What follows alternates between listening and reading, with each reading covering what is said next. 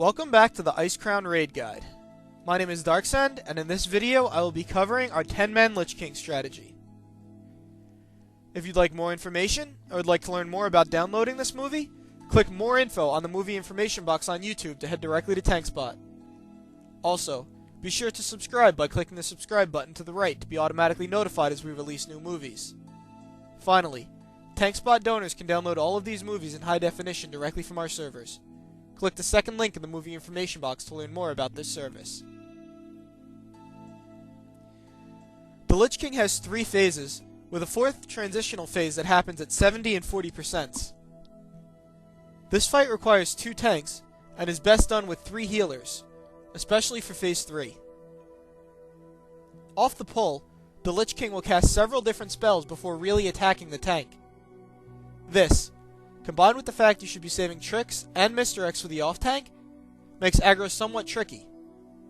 Make sure to give the tank several seconds before DPSing.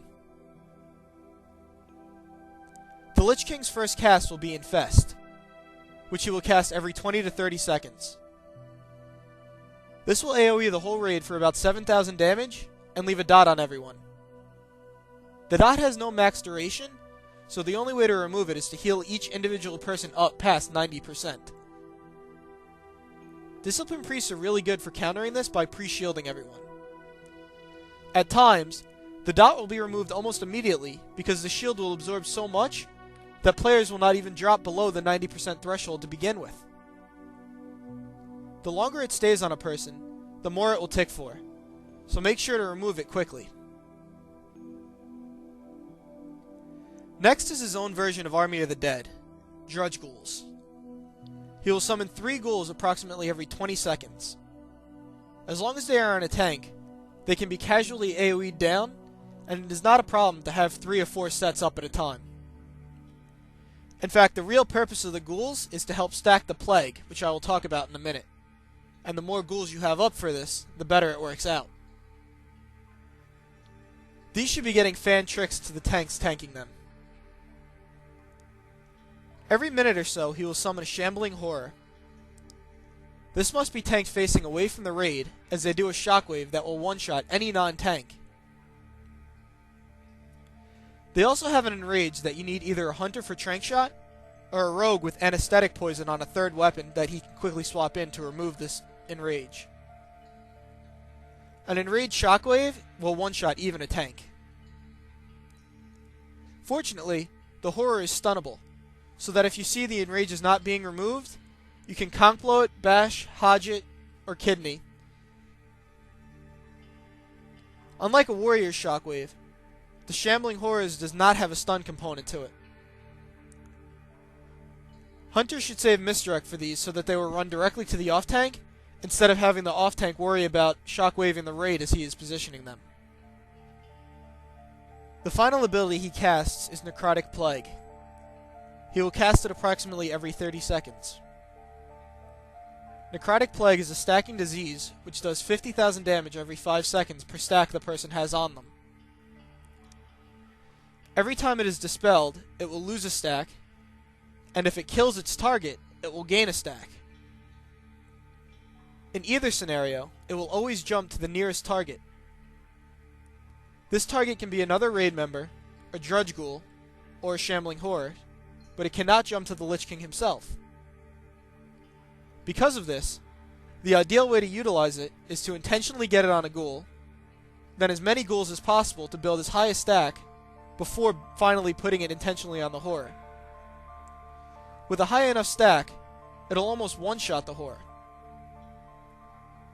Phase 1 is by far the longest phase, and mostly because you have so much time DPSing the Horrors, that the Lich King himself just dies so slowly.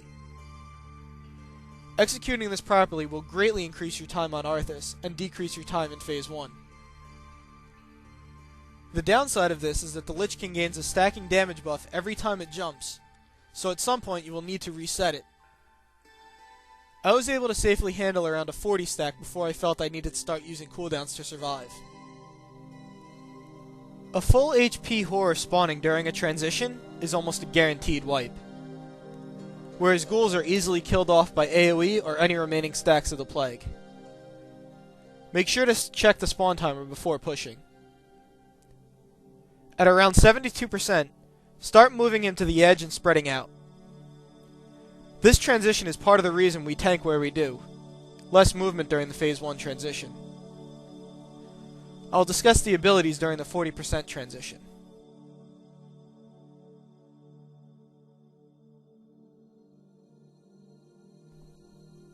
This transition will last for 1 minute.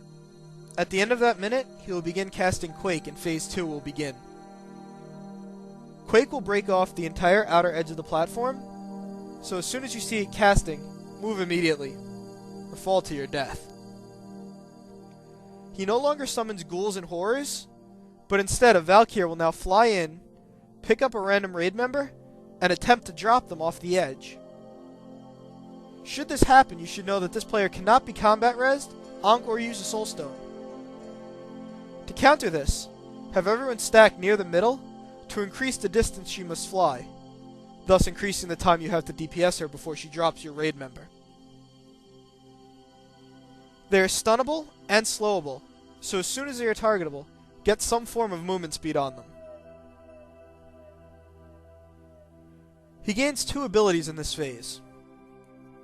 The one the tank has to worry about is called Soul Reaper. This is a dot placed on the tank which does 50,000 damage after 5 seconds, and when it goes off, it will increase the Lich King's haste by 100%. He will do this every 30 seconds. Deciding if you should solo tank this, or do a taunt rotation, greatly depends on your tank setup, and how well geared they are. Druids and DKs with 4-piece set bonus can use Vamp Blood and Barkskin, alternated with the 4-piece bonus. And warriors can then use Last Stand and Shield Wall every 4th one, with the Absorb from their set bonus every other one. Paladins are fine tanking this because they always have the Ardent Defender proc to save them. But even if it's already procced, every single one will be reduced by 20%, because they'll almost certainly take you below 35. The other ability, though, is the big one. Defile will target a random raid member, which can include the tank, and place a cloud under them. Every time that cloud deals damage, it will grow in size. Lich King will target the person he is going to cast it on, so have your main tank calling it out, or in our case, having a mod which puts a skull on the person. And they need to move immediately. At times, this lines up exactly with the Valkyr. So either you will be running after it trying to free someone and cut people off because it is on you, or more likely, you'll have it on you and run out of the middle and get picked up right next to the edge. Be very careful about which way you run, and even more careful not to spread it. As with most things, but in this case it is especially sensitive, the graphic is smaller than the effect, so you really need to be out of it. This is what will wipe you more than almost anything in this encounter if not controlled correctly. He still does infest, but the plague is gone from this phase.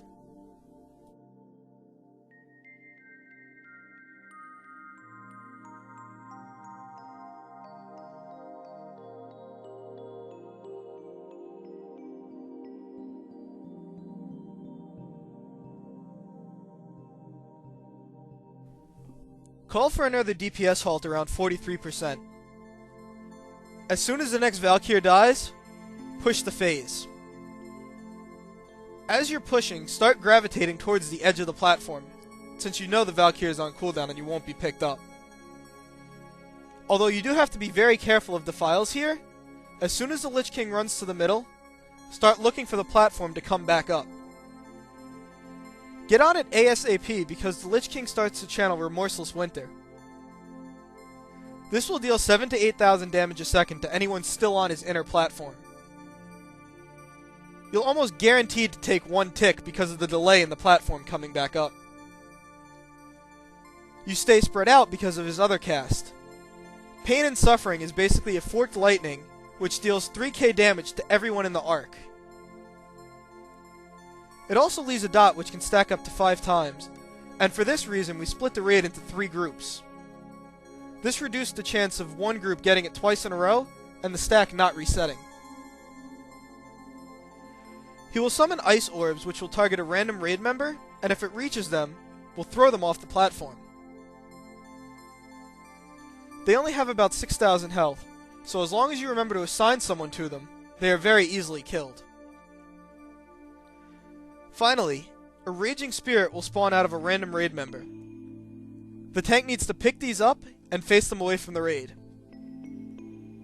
They do a frontal cone which hits for about 20,000 and silences everyone it hits for 5 seconds. The third one should spawn just as the quake happens, so both at 70 and 40, you will have to kill a Raging Spirit inside the phase. The 40% transition is a good time for Bloodlust or Heroism.